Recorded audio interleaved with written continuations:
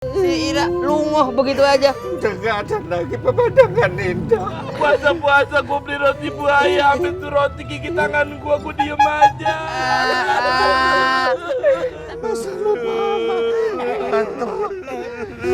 Aduh, kelihatannya lagi pada gembira, bahagia, seneng, ketawa-tawa. Habis dapat hadiah dia. Ada sedih lo, orang melek apa mata lu? Tukang roti, kepalanya belum pernah dibagal pakai bangku kali. Lagi nangis ini, cry. Ini pasti soal cinta. Tahu nggak? Ada Yang namanya cinta, kasih sayang nggak bisa dipaksain. Sedih banget sih. Ini semua gara-gara roti buaya lu tau gak? Iya.